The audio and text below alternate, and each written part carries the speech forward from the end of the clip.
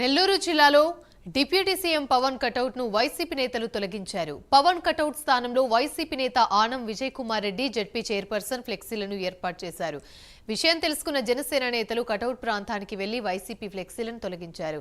YCP నేతలు ఒళ్లు దగ్గర పెట్టుకోవాలని ఇష్టానుసారంగా వ్యవహరిస్తే ఊరుకోబోమని హెచ్చరించారు.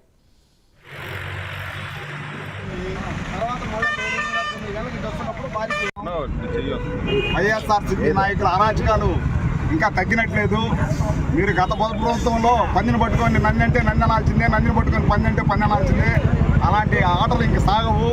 ఇది కూటమి ప్రభుత్వము, ధర్మంగా ప్రవర్తించే ప్రభుత్వము. అలాంటి ప్రభుత్వంతో మీరు పెట్టుకుంటే ఒప్పుకునే సమస్య లేదు. విజయ్ కుమార్ రెడ్డి గారు, మీరు గతంలో ఏమేం చేశారో అందరికీ తెలుసు. మీరు ఈ విధంగా ప్రవర్తించడం మంచిది కాదు.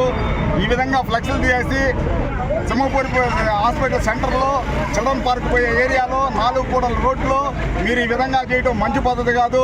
మీరు ఆత్మీయ సమావేశం చేసుకోవాలంటే చేసుకోండి, మేము వద్దని చెప్పడం లేదు.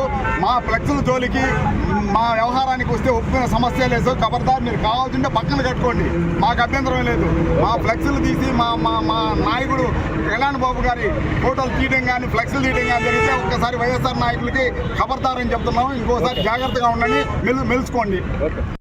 సింహపురి హాస్పిటల్ హైవే నుంచి చిల్డ్రన్స్ పార్క్ రోడ్డుకి వెళ్ళే హైవే నందు మా అధ్యక్షులు, రాష్ట్ర ఉప ముఖ్యమంత్రి శ్రీ పవన్ కళ్యాణ్ గారి కటౌట్ ఇక్కడ ఆయనకి శుభాకాంక్షలు తెలుపుతూ ఉంటే, అక్కడ ఆ కటౌట్ని ఈరోజు ఉదయం అక్కడ తొలగించి నెల్లూరు నగర రూరల్ వైఎస్ఆర్సీపీ పార్టీ శ్రేణులు ఇక్కడ మీటింగ్ పెట్టుకుంటే వారి ఫ్లెక్స్లు ఇక్కడ కట్టడం జరిగింది.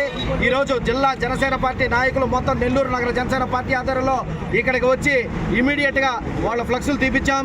వైసీపీ నాయకులకు ఒకటే చెప్తున్నాం, మీరు రౌడీ ఈజాలు, గోండా ఈజాలు అయిపోయినాయి. ప్రజలను మిమ్మల్ని ఇంటికి పంపించేశారు. ఇంకా మీరు ఇప్పుడు ఉండేది తెలుగుదేశం, జనసేన, భారతీయ జనతా పార్టీల కూటమి ప్రభుత్వం. దయచేసి కొంచెం గుర్తుపెట్టుకోండి, కొంచెం గుర్తుపెట్టుకొని వ్యవహరించండి. క్రితంలో లాగా మీరు వైసీపీలో ఏ విధంగా రౌడీజాలు రాజకీయాలు చేశారో ఇక్కడ అది చేసేదానికి తావుంటుందని చెప్పి మరోసారి తెలియజేసుకుంటున్నాం. అదేవిధంగా మరొక్కసారి కానీ ఇటువంటి సంఘటన పునరావృతం కనుక అయితే జనసేన పార్టీ శ్రేణులు వారు ఉపేక్షించే. నిజామాబాద్ జిల్లా ఆర్మూర్లో దారుణ ఘటన జరిగింది. 7 నెలల పసికందును విక్రయించిన ఘటన ఆలస్యంగా వెలుగులోకి వచ్చింది. వారం క్రితం సిద్దాపూర్కు చెందిన అంగేటి లక్ష్మి, పొసెట్టి దంపతులు తమ 7 నెలల బాబును విక్రయించారు. 30,000 రూపాయలకు పెర్కిట్కు చెందిన మహమ్మద్ గౌస్, షేక్ షబీనాలకు అమ్మారు. ఈ ఘటనలో 5గురిపై పోలీసులు కేసు నమోదు చేశారు. బాబును నిజామాబాద్ బాలల కేంద్రంలోని ఐసీడీఎస్ అధికారుల సంరక్షణలో ఉంచారు. ఇదే అంశానికి సంబంధించి మరిన్ని వివరాలు మా ప్రతినిధి రాజేష్ అందిస్తారు. రాజేష్,